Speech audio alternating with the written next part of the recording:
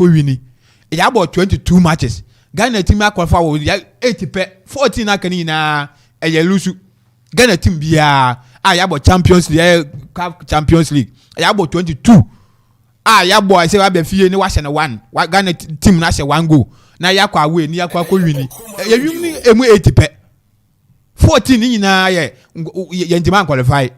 enti no enye me won wa say Heartsfo a hye 1 goal enti na obi a fele say nka class of be sima hye be 2 3 na ye san ko North African country unim say na nkofo bo board dawo intimidation ya adwuma bibia ya adwuma ye wote ufimpo na we say referee awia we na wo kwa away ene nwu say okokora ti hasen class referee awia won ti what's the performance of the referee and ankoye the same thing na tie ko ya because na wo aim ni say because one nye o kan ya wonya 2 penalties ni na referee na nye it doesn't mean say awia won ti workers obi awia mean to a deliberate thing ashada sorry ene ye wia Inti we no ye dey. What's well? There are 1 or 2 decisions we are our football no. They be are easy. It do happens in our football. Where they are something I can say. For now even the big matches at Champions League in there actually. There are 1 or 2 things that it happens, but coach's name you make as a referee we are. They will tell you the performance, but look at where we are. It means say as a referee na said that the chimpo be a bagi we say say na me ba be. So say ore to aso enti no enye me wan wa say Accra folk say na ye ka no board wo ball kama but your expectation na kan we expect bi nko benya be 2 goals 3 goals because North African countries no matter what I go won fi na 1 goal pe wa say on 1 away na home pan what na we say be qualify home and I say be win 2-0 and I say be win 1-1 and I say 0-0 na mo penalty be yedin ebeden and the stars is ayade agugo no chese won key players enum won yin akora mo coaches ni one coach best coach one coach ni one stand coach ni wo so that is we find very difficult say as be find very difficult so be kwa away pan wo kwa win eye match ni wa qualify debi you see no one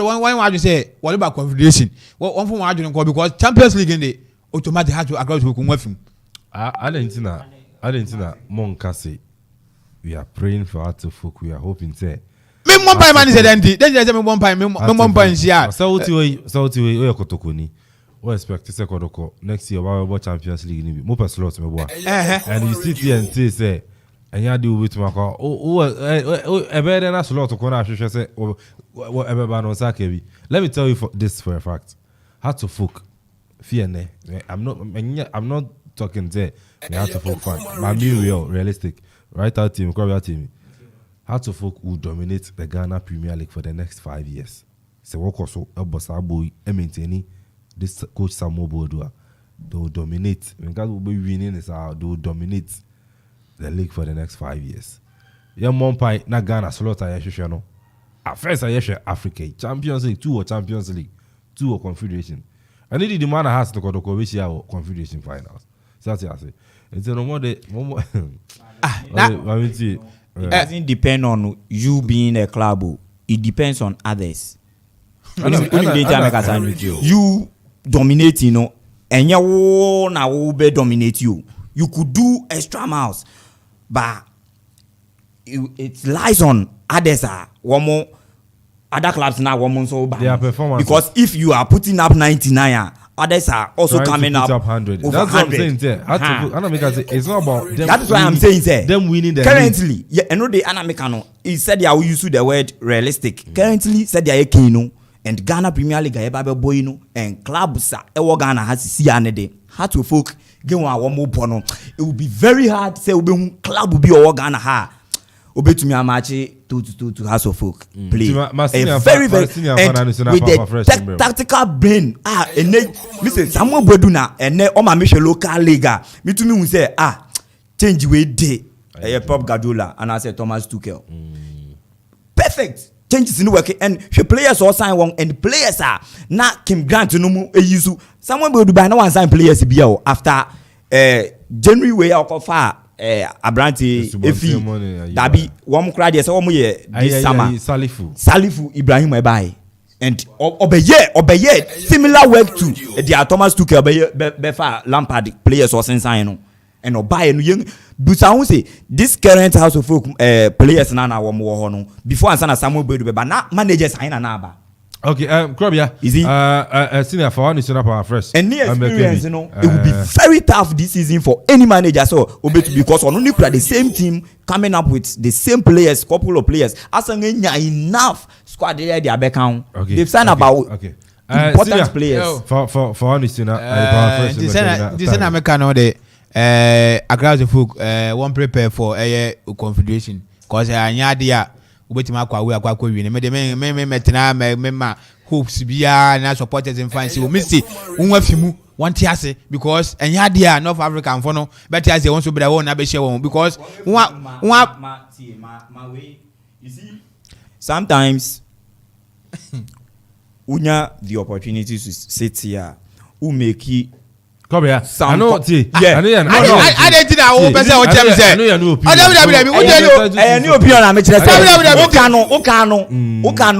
ma obianti ase ayo kotoko fan na open that you are not talking as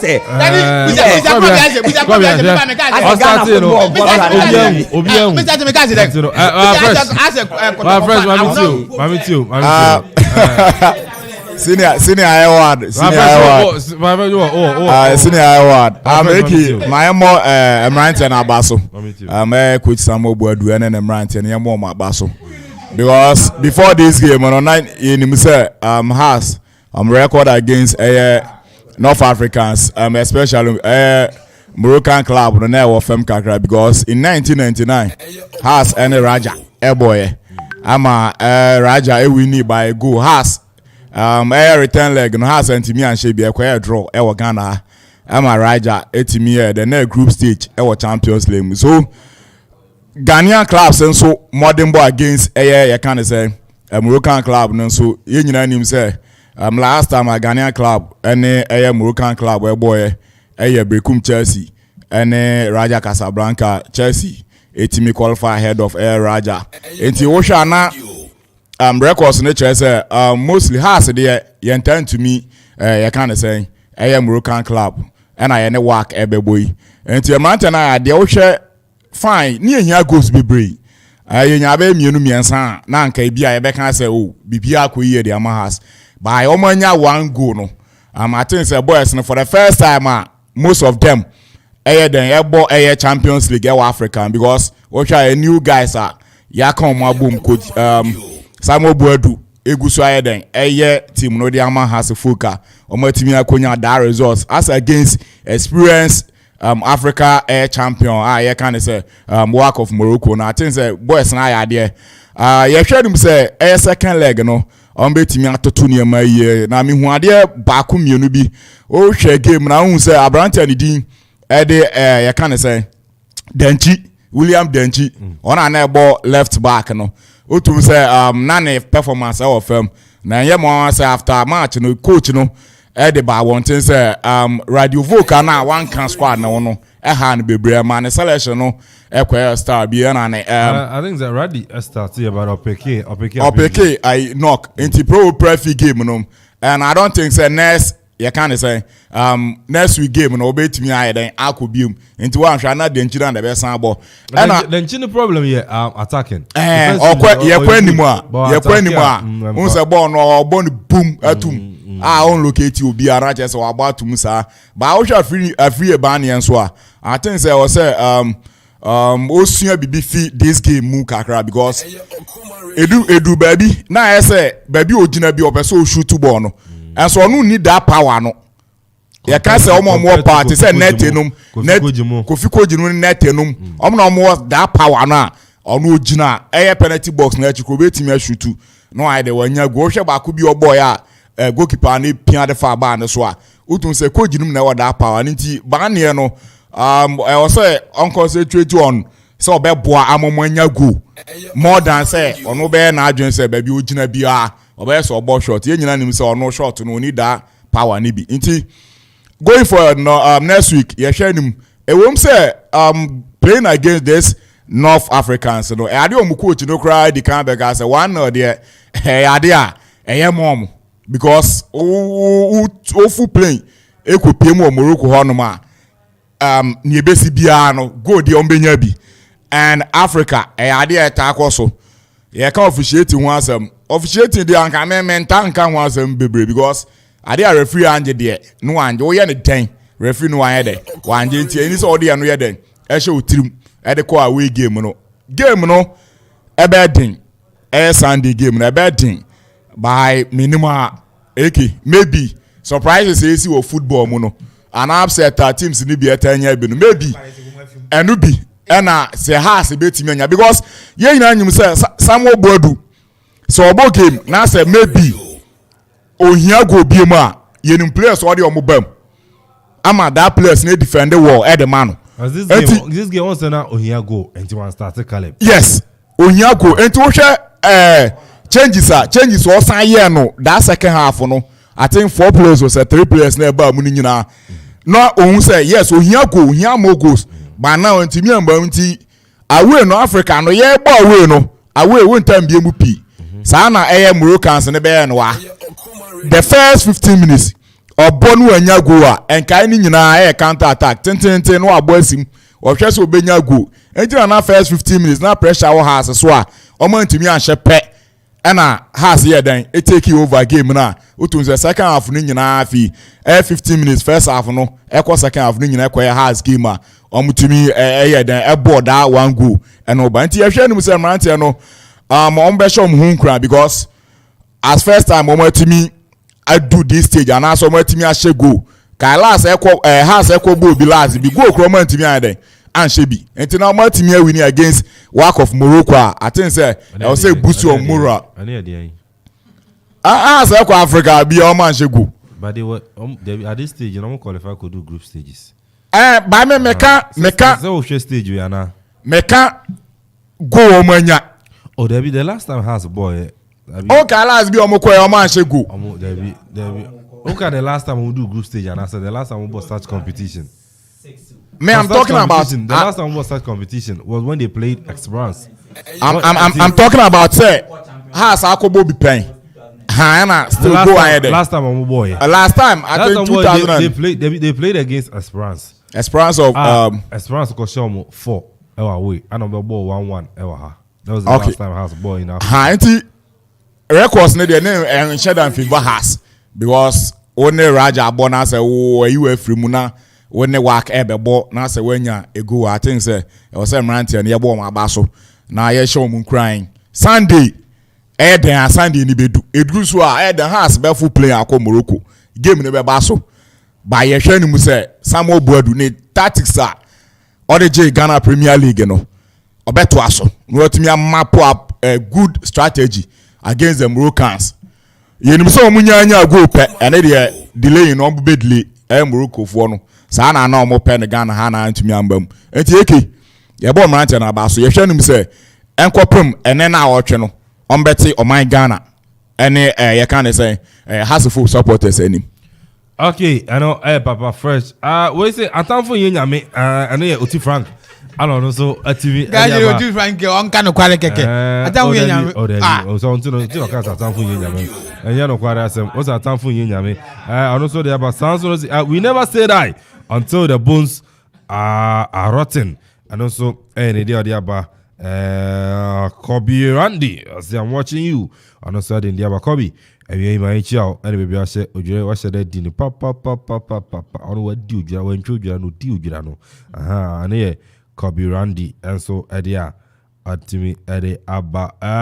mami wa kwenya na so tumi frɛ brɛ mu 0270 191 971 0270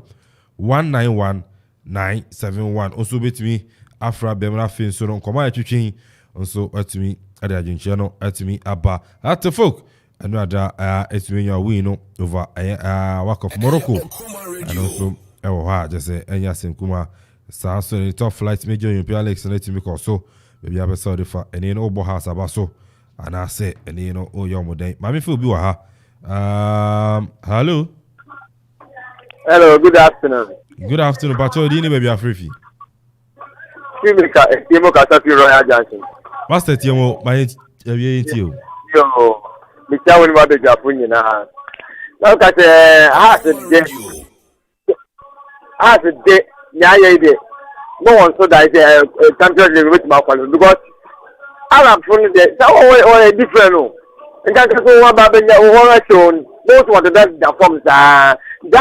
nya mo go to hadia and what the wo yi wa gene so e lo kotoko so da wo yen so ye ti won kura won yi ro wona won ye na team nkan konya no shira mo alo ami shira also between afraba 0270 191971 0270 191971 also between afraba na what me achewa dream had to folk over the weekend na oja akono etumi abo work of miracle by 1-0 and so I feel be hello I have gone to 5 10 last Sunday the friends of work Morocco for the shaking go bajo ti ofra to we ase na wabu din ene be afrefi na waka wasem bajo din be afrefi we dey at the mic with and Tawel now last week Sunday the friends of work Morocco for the shaking go on the field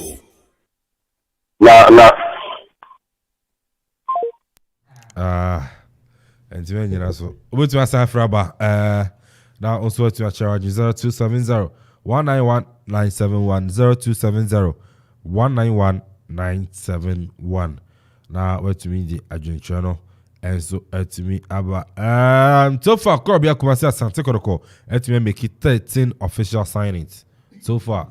13 right now now I don't know Erica so be 10 but so far and say we exceeded the 10 number no so far with me I 13 now latest no Cameroonian international Abrante Anidi Ede Mamifo Bimbra. Hello good afternoon Pacho Dini baby afrefi. Good afternoon me the J me ka se fi okofan kwafin J e be meet you ma futi a me de my heart for and I say Ghana coaches no say yensua early goal she yo enti coaches no usua sa disa nipa ya kwa koto na etwa so wo kase wo nkodo kwa obesho ya so betuma kwasho BBNC technically sile enti wonya akukudi so wokoi wo betuma kwasho ne ya wo hye wo ha no betuma kwasho nkura na me de hye heart for ne J mind that was say 0270 191971 0270 191971 hello good afternoon Pacho Dini baby afrefi welcome Erica Gatete Gatete Ekofo Erica Gatete manchi na awie nso no yenti o ya mpe ngasem ya kotokofo mpe hat kwasem ni aba edamase yes yeah that's it gau then na obepe was on say kotoko ni pe house ni asem da answer na house fun so pe kotoko for asem da kotoko prison ya obo nyina house for hwe say agawori wini ba kokora no abanti no ano so far kotoko sign no latest sign no Abrante and the Etuoga Mbala Frank Thierry ano etimi aba ana afin so no Abrante and the Mefegui Ongba Georges Rodriguez ono etumi aba enti no ano no nti koroko place no George abege no madam kurum ha agosi musa dingra mu nyina ba agosi 0270 191971 0270 191971 mame focus me mienu bi na ye fancy but aita place mienu abai Achamo place mienu aba osi Mefegui Ongba Georges Rodriguez the boy baba the boy but transfer me bisa we right Zemo place mienu aba you see Mefegui Ongba Georges Rodriguez okay ana ba kono Ntuoga Mbala Frank Thierry okay amaba what's that kotokoye sanis bia o share this season the videos ba yeah expect videos ne ban sane be kasa place in videos on e ba ni akasa Steven Amankona de yenimu no yes onimbo na ama kanso yenimu okay hello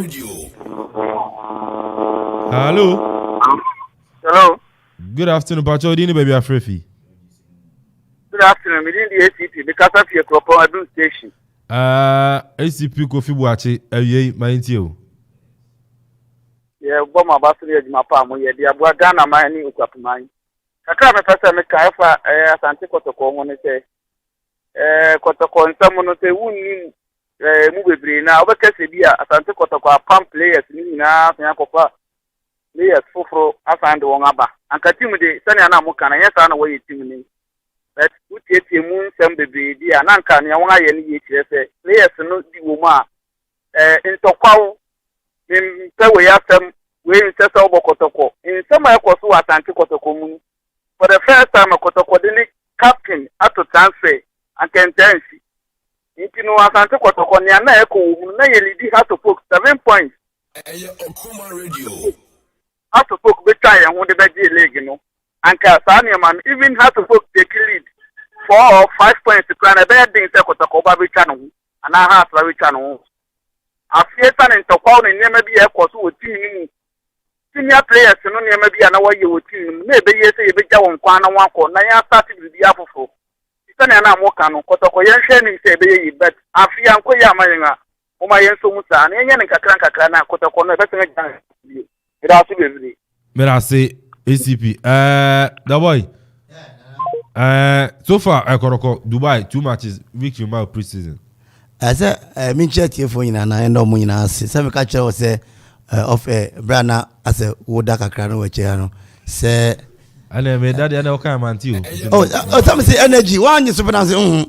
some go to mama bia auto anka na me tobi mama me tobi o say yibina ko aso ba na kwadu na on to be million ni kra so kwadu so na na ebina na ato that is here na me ka se yinchia Asante Kotokofo na emo ye homoden me gise ne ye no se ne be Ghana Premier League no all eyes will be on us because obi e koba no ne be first match o be ka se bogus naba and nti unse ye kura na se obi wo Togo kura na oba e se mo fa fia buruchira ba ha na enye Dubai what I say one of the finest so be so ni so on said am mo bra pa bia o Togo sana ti na mo for kwa Nigeria by the tape by ne bojo mo so na omo ko Nigeria ba nya wan fa hwe ama the transfers kakraka na eba no ka chere nti enya Dubai ai ne Ghana nyina obi akwa Qatar area mu ekwa World Cup no Dubai ho no mo ano no nti no na che se Kotoko ekoi ye hwe ne ma bebre anim se o betumi dai de ben e de aba ne se apam players bi na blaster nyina ko siki akono ye ina fiwo akofa milu se be one table of aba the boy na obisi mi Kotoko na ye pam na ye den obisi mi so far 2 matches mu win do you think say be affected anya that me catch you say Blaster Eco African Cup obo matches win ni nyina wan fa cup no yeah Blaster a whole Blaster Eco African Cup obi anhye no so cup wan fa so they say enti enye hu eye bobo la practice na ye kakra ka say quarters kwa for timi ko practice the whole month am ko to nyuna na sen hwe egu it's a pre-season and share and fast team yeah and sometimes we do the assessment because practice our year off season and am park no so utumi ebo say ne kura continue yes wo shego and man